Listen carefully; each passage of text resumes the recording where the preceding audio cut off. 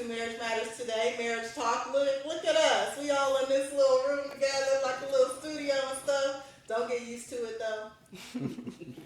Although we do like it. We do like it, but you never know. But we are, as you see, we're in a new location all together, which is really cool. So we just want to say welcome to Marriage Matters Today. We are glad that you are here. What I would love for you to do right now is make sure that you like this video and you subscribe and follow our page. And then also take a moment to just share this video with someone, tag someone, so that we can get more of our content out, and we would definitely appreciate it. So we are together. We are just want to bring a topic to you from The Crazy Cycle. It is a book that we came across called Breaking the Crazy Cycle, Understanding Love and Respect in Marriage, and it's by Dr. Emerson Eggerichs. And so we are excited to talk about more with you as we, discovered the crazy cycle in our marriage. So the book explores dynamics of relationships, particularly focusing on how negative patterns can perpetuate conflict. And in our conversation, we just want to recognize what the crazy cycle looks like and what does it look like to break that crazy cycle. So we're going to give you some helpful tips and things to help you to be able to recognize that you're in a crazy cycle and how to get out of it. Right, guys? Yes, that's the hope. That is the hope.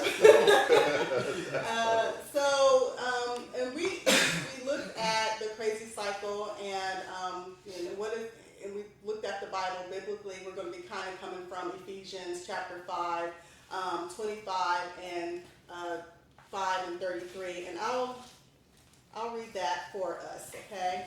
In Ephesians 25, it says 5:25, husbands, love your wives just as Christ also loved the church and gave himself for her, that he might sanctify and cleanse her with the washing of water by the word. And then in verse 33, we move over and it says, nevertheless, let each one of you in particular so love his own wife as himself, and let the wife see that she respects her husband. I think the crazy cycle stems from the relationship where a woman isn't respecting her husband and the man isn't showing love to the wife. And that cycle starts to breed envy in the relationship and discourse in the relationship itself. So I think one of the key things we need to do at this point is define what it means. What does respect mean? And then what does love mean?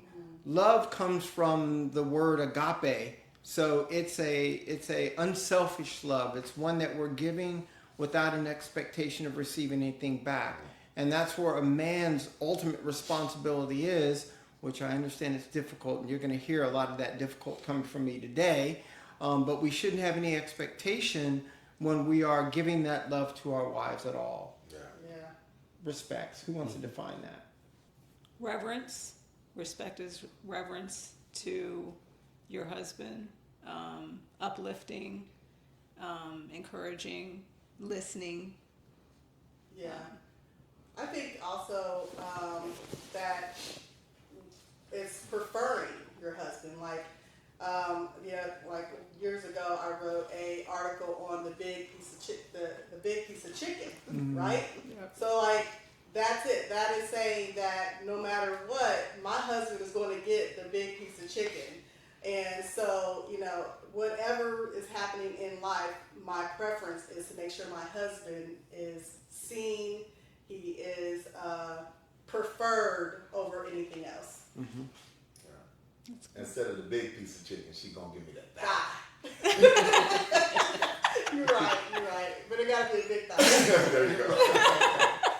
I like them thighs. And I think what we find in our relationships when we don't provide that reverence or we don't provide that love, we see some things I think in most relationships we'll see. We'll see a woman become more of a mother to the husband instead of the wife. And once that dynamic starts to play, it really starts to complicate the relationship itself.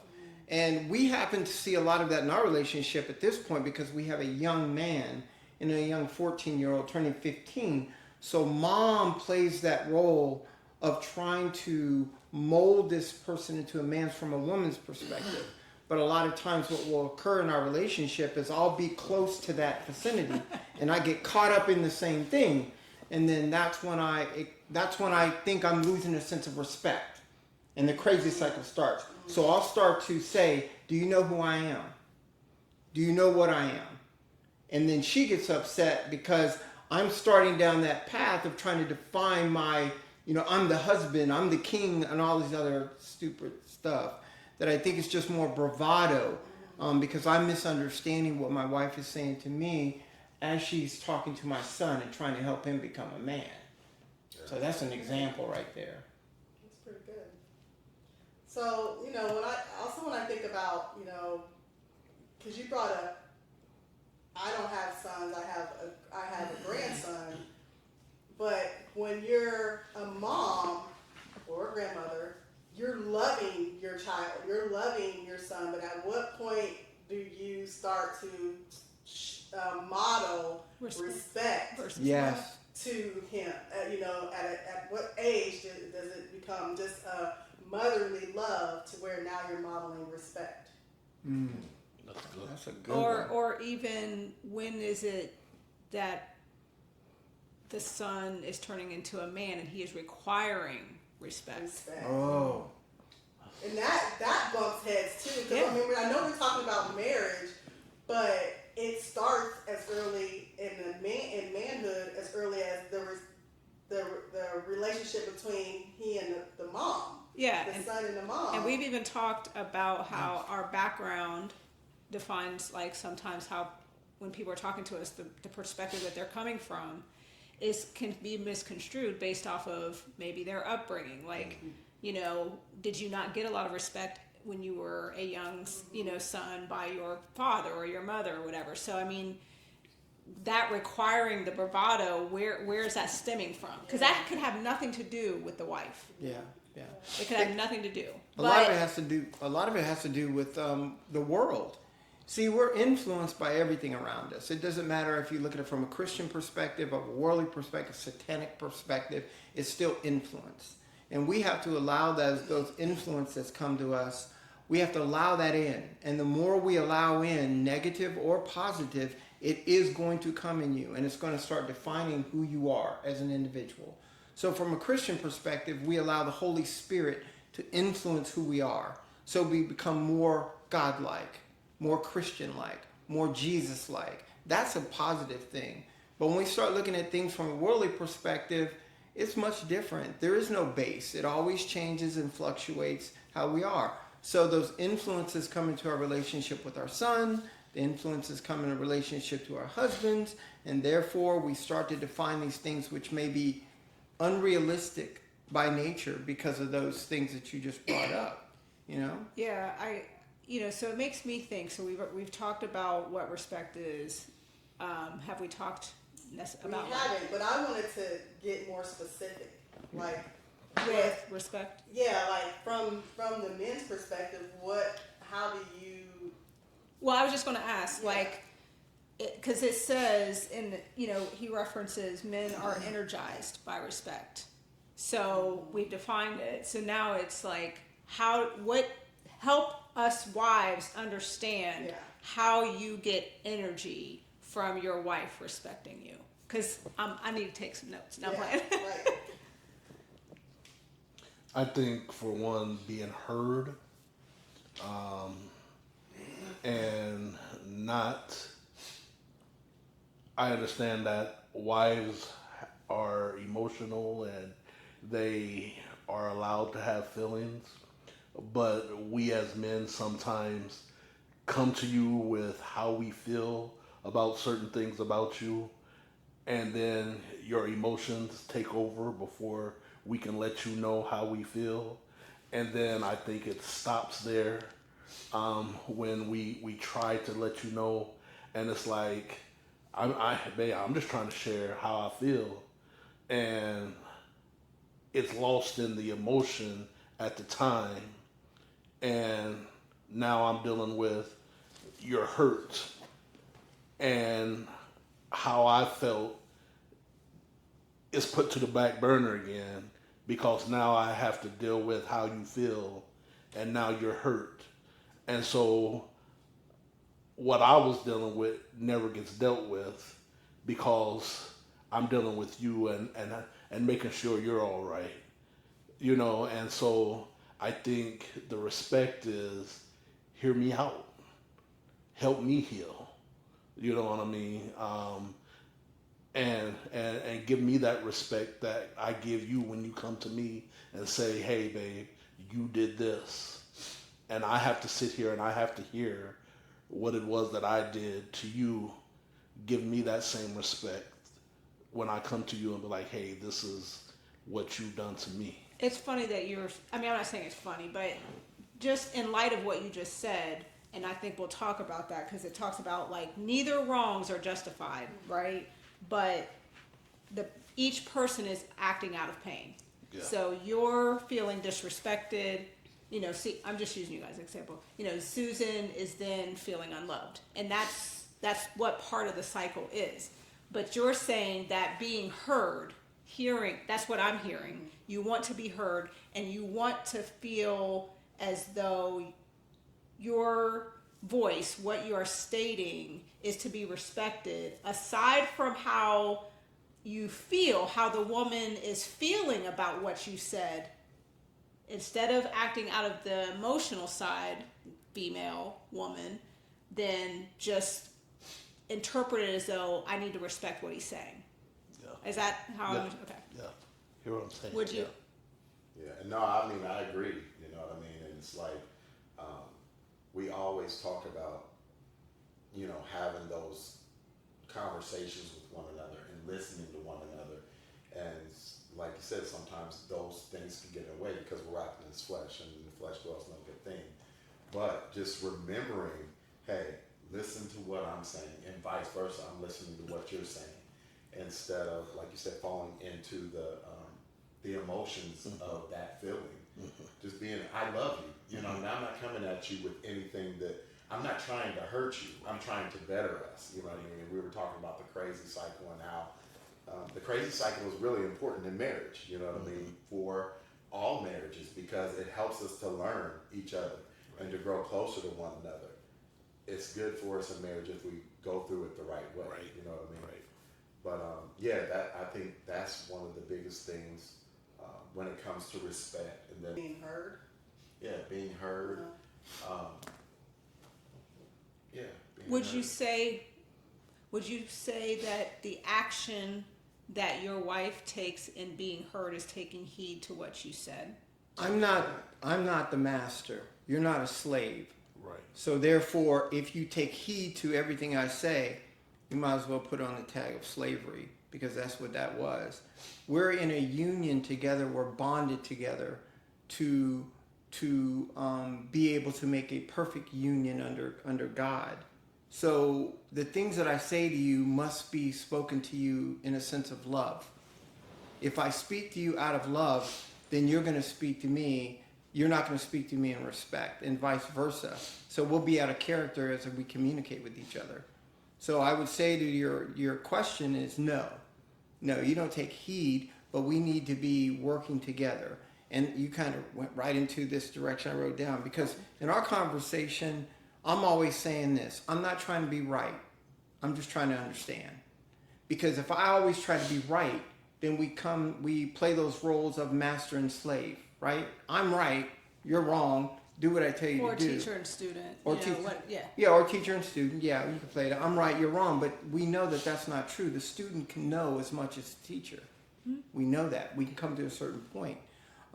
So you shouldn't have that perspective as a woman when your husband is speaking to you in love, that you take heed at what he says. But I think there's a fine line there, because there might be some things, especially if your husband is speaking to God, where God is telling him that this is what we have to do. And your husband says that this is what we have to do. And you have to see the character of God within your husband to believe that that's what he's saying. because we, like I said before, the influence of the world can come in and say, well, God told me that you need to cook me chicken. No, he didn't. Right. You know what I'm saying? Right. No, he didn't. What are you talking about? Right. But if your husband is in character and walking in step with God, and you know just the things that he's saying to you, that's something you probably need to listen to. I don't know if heeding something is a little bit too harsh. I use that word, but it was more of how do you feel heard? Yeah. You know, Yeah. what is it that's making you as a husband feel like my wife listened to me? Like when I go out to work every day, right? I'm fighting a battle as not only a man, but I'm also fighting as a black man and as a Christian man. I'm going out to war. So when I go into my battlefield, which is the business that I work at, it's coming at me. Whatever it is, negative, positive, doesn't matter. But before I leave for that battle, I wish it was like that movie, The 300. You know, where he was about to go to battle and his wife was right there. You know, when you come back, you either come back alive or come back on your shield. Right.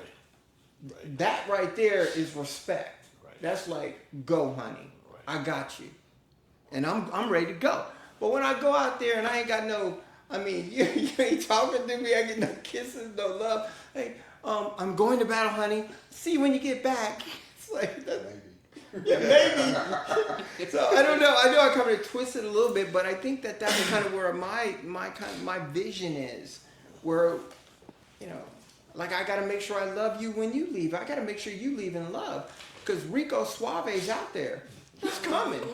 But I think the respect thing in that hearing is, we can go back to the kids, like rearing our kids. Malika didn't always agree with me on things, and I didn't always agree with her on things. But the thing is that when we spoke about it, we didn't say the issues we were having in front of the kids, so they wouldn't know. Right. You know what I mean? And then try to play us against Oh each other. yeah, for sure. But we went and we talked about it, and then she listened. She didn't understand fully, or I didn't understand her fully, but she listened. And then I listened to her, and we figured that thing out together. That showed a lot of respect, because she wasn't just going against what I said, but she said, okay, I understand why you're saying this, and you know how it was for you when you were being raised. We, you know what I'm saying, and what that means to you. So then we came along together. We might have to alter it a little bit, Right. you know what I mean? Right. But we had a decision on how we were going to move forward. But she listened to me and I listened to her. So there was a lot of respect in that. And so she wasn't playing like going to the kids like, well, you know, your dad's such and such, and such, but I ain't going to do that, you know what I mean? Or whatnot. So we were just on the same page when she listened. I was trying to find this scripture. That's why I was looking in the Bible, but so part of it is in Proverbs 14:1. The wise woman builds her house, but the foolish pulls it down with her hands, right? And like, so when we talk about the wise woman builds her house, it's part of our responsibility to respect our husband, right? So we're respecting. We're not emasculating our husband. We're not talking down on him. We're not talking bad about, like, okay, so I know we're getting into like what we shouldn't do, but so because I hear a lot about, you know, I know you guys saying, you know, being heard, that's good, but I know there's more to it. Like that ain't it. That can't be it. It ain't that simple. We know y'all simple, but it can't. I just feel like there's more to it, that, you know, you want to feel respected in public. What does it look like? You know, if I, you know, how do you want me to treat you in public? What does it look like to feel respected by your wife when we go out in public, when we're walking into church, when we're going to family? How do you feel respected by us as we're in those Spaces. environments? In the past, I've been in spaces where when I'm trying to think of how to say it, been in spaces where I can go in the shadows as a husband, and I should never be in the shadows. You know, and I hate to say I'm using all these movie thoughts, but I'm thinking more like the Pharaoh.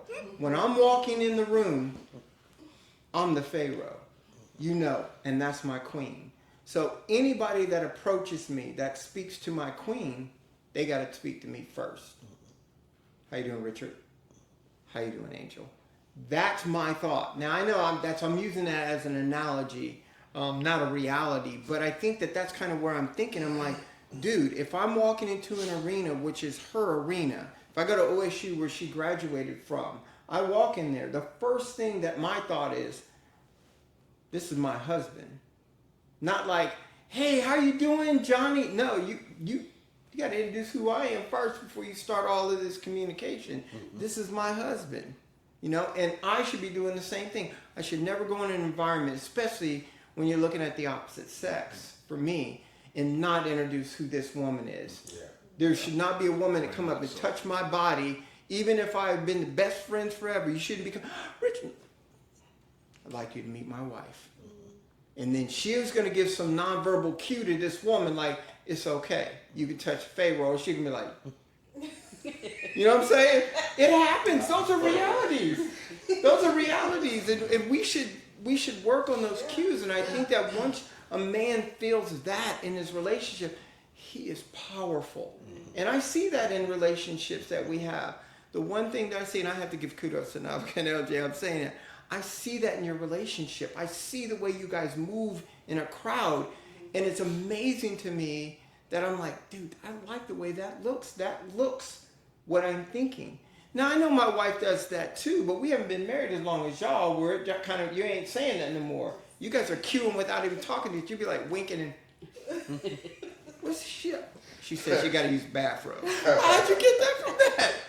But that's how I feel as a man with my wife, that kind of sense. I think it also leads to personality types and stuff like that. Like if your spouse is not one to really be in, the limelight and likes to be in the shadows a little bit, because you guys are both outgoing and Richard's more introverted than I am. So I'm naturally going to be front, then, you know what I mean? Like, hey, how are you? I'll speak first and then do the introduction versus, you know what I mean? Like, LJ, you guys both have very similar personalities in that. Yeah. But I understand that. Yeah.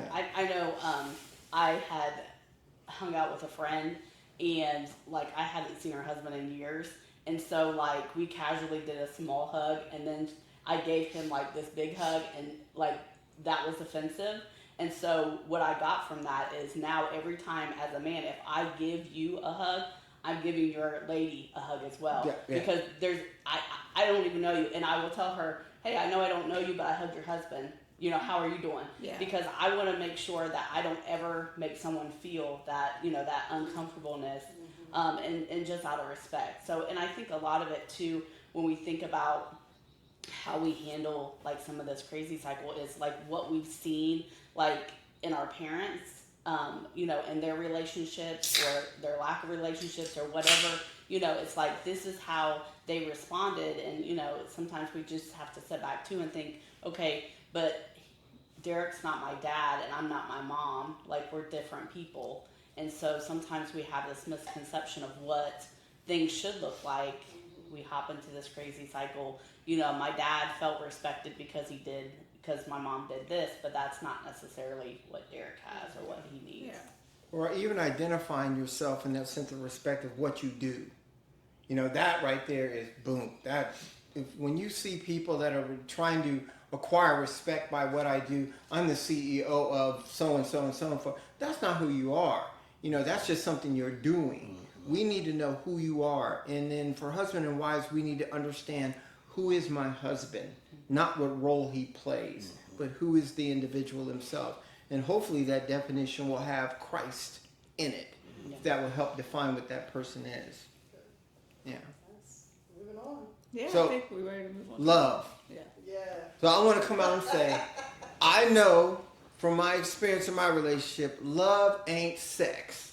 Okay? Mm-hmm. I know that. I just want to come on the forefront because I figure we were going to get to that sex part eventually. He just wanted to bring up sex. That's right. Love ain't sex. I do love sex. I do love it, but it ain't sex. So what is love for the women? What does love mean? Get energized by by love. So women get energized by love, and what does that look like for us? Mm-hmm. I would say love for me means that I feel that I matter, that you listen as well, that you're gentle with your words, you are protective, like, you know, I know that you have my back. And love taps into my love language of acts of service. So anything that you do for me, that fills up my love tank. So I know that you love me. Now, if you don't do stuff for me, then I'm looking at you side-eyed, and then we drop into a crazy cycle. But yeah, so for me, love is anything of acts of service, and that I see that you put me first. On camera, how am I doing with that? Oh, you do amazing. You do pretty good. I think we're in this stage of our lives where we just roll. We're just like doing the thing. I think you're doing well. Yeah. For men, it might be important to understand that, you know, there are languages spoken, like Navika just brought up the love language piece. There are other languages. Like you might have a wife whose love language is physical touch. So sex might be a high priority for her, but there might be a wife that you're married to that only wants to get gifts. And that, you know, all of that stuff changes. So what are your thoughts? I agree with Navika in the love language piece. Mine is acts of service as well. That's high, and also physical touch and quality time. I do believe also what Navika said as far as like the delivery of what you're saying in love. Not you ain't got to be soft spoken because I'm, you know, your military sergeantistic type conversations that you have. But I also think that, you know, when you are intentional, that's when you feel like it matters. When you're intentional, meaning it's not a part of the routine. It's not a part of your habit. It is, I'm being intentional, you know, and it's something different. It's not out of the routine, especially when, you know, you're two working people, right? And you get up 8 to 5, come home, you know what I mean? And you just go into the intentionality of separating, such as a moment like this. We are being intentional and coming together as a team. I think that shows that you are investing in what you're doing. And so, yeah, taking that moment out to think, it was funny. Derek sent me some crumble cookies this week, and our young lady that hangs out in our house, she says, "Did you expect to get those?" And I'm like, "No, not at all." So, you know, I think taking those moments of like he's recognizing me, like in his busy day, like he's, you know, trying to manage all of these things, but there was something that he, you know, he was like, "Let me be intentional about this." And, you know, I would agree with both of you with love. You know, the first thing that comes to mind is love is patient, love is kind. So I think sometimes it's like showing me that patience, showing me that kindness, you know, just being there in those tough times, I think really, you know, just speaks volume. And if any of you that are watching this show, please feel free to write in the comments, you know, what women, you know, what energizes you as far as being loved, and men, what energizes you as far as what it looks like to be respected. We would love to hear what you guys have to say. Because we're not going to hit, we can't even come close to hitting everything. But I give you guys kudos for that, because just, you said she asked, you know what I mean? So not only are you being intentional with showing, that's a teaching moment for her to know what love looks like and what to be looking for when she grows up, you know, and our kids are always watching that. That's not on this topic, but that's Yeah, they definitely are. But there's a point, and you know, I got to bring up this counterpoint. Women have to understand that when a man is showing you love, you know, you have to receive that love, especially if it's a godly love that's given to you, right? You can't be putting all of these bullet points next to the love that he's giving you. So your man gets up in the morning and he makes you pancakes and he makes you bacon. It's an act of service, right? and then he puts the plate on your you're in the bed, so he puts the plate there, and you go, I wanted grits, dude. It automatically shut it down. That right there. Then, no. Bro, you get your own daggone food. I was trying to help you out. I already ate. You know what I'm saying? But so the expectation is that, especially if it's coming at you from a love perspective, he's trying to give you something that he doesn't normally do. You got to receive that, because once you start putting them bullet points next to it, it's like you're gonna start seeing you're not gonna be getting a lot more stuff. Oh, you want to go grocery shopping? Go on. Yeah, I think that's a good point, and the intentionality is knowing that she would want pancakes over grits. Yeah. Do you see what I'm saying? So that's I always. This is not a part of our relationship when I'm saying this, but I know of people that when they want to give gifts or when they want to do something, they do what they would want. Yeah. And it's like, no, do you know that person well enough to be like, get them what they would want, or serve them the way they would want to be served, not how you like to serve. Like there's a complete, And if you're new in that marriage, you could make the pancakes and deliver them and give them to her and be like, is this something that you would enjoy? Yeah. Is there something else you would prefer over this? Then you're learning for the next time. Yes, No, I want the very grits. true. You know what I mean? Yeah. And she didn't just say, I don't want this, I want grits. Right. You know what I mean? But there's marriages, I use my mom and dad as a perfect example of this, man. My dad did not know my mom's love language. He did not. He was a military man. He just moved in this direction, and what I give you, you get. Mom wanted a Jaguar. They were at that stage of life where they can go get a Jaguar. Dad went and got her a Lexus. Not only did he get her a Lexus, he got her a Lexus sports sedan, which is so far from a Jaguar, because he was influenced by somebody says, the Lexus is a good car. That Jaguar is going to cost you money, for maintenance. Mom wanted a Jaguar. There was no conversation about maintenance with mom. So he pulls up in a Jaguar with a bow on it. A Lexus, yeah, with a bow on it. And I remember having a conversation. I don't know where your dad got this car. What did he get me this car for?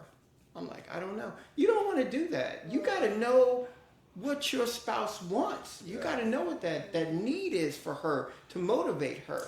Because there's that compromise within yourself that's gratifying to yourself when you do that. That's right. Because I love them, and by loving myself and loving them, we'll both get gratification out of it. Right.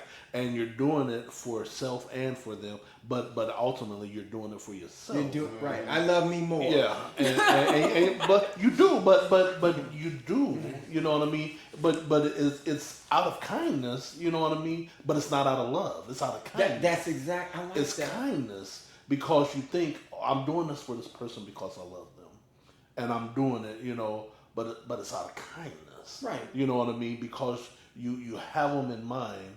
But if you hear them and you really know them, you would get them what they want, what their heart desire is. Right. If you have the means. That's right. If you have the means, that's right. If Because you you have can be a the fool. means. You can be a fool and get a Jaguar Exactly. and can't afford it. Because the thing is, if you don't have the means to fix the Jaguar, if you don't have the means to afford the Jaguar, then you get the Lexus. You have that conversation. Right. Babe, You have the do conversation. you want to get a new car? We can't afford the Jaguar. We can't afford to fix it because they say it has trouble. Right. But if you want a new car, we can go get you a new Lexus. Let's go test drive a Lexus. Let's go look at it, and we'll get you what you want. Or let's go find something that you do want other than the Jaguar. Yeah. You have those conversations. But you know that what I right mean? there breaks the cycle, Right. Derek. Once you start having that conversation Exactly. and you're respecting and loving, Exactly. you could come to a conclusion where you Yes. can both be satisfied. Yeah. But I agree with what you're saying. That self-love thing is strong, man. It is. And it's prideful. It is. We say, well, look what I got you. I got you this brand new jet. Who flies? But who felt good out? But who felt good out of that? Right. I Right, felt they- good. Who Yeah. felt good? In the end, who felt good? Right. Yeah. Because she's like, Jet, we don't have a pilot. I don't even like flying. I don't even like right. It's like, Right. right, all that for nothing. And then that cycle begins. Yeah. That cycle begins, and you wonder, well, I just did this. And you sitting there in your chair in the bedroom after purchasing that, and be like, well, why is she mad? She don't feel Then, love. then Exactly. she's Don't yeah. feel love. Then she's unappreciative. Yeah. Because all these other Respect. things. Disrespected. So here we go. We're going back. We're going into it. We talked about what it looks like to be respected,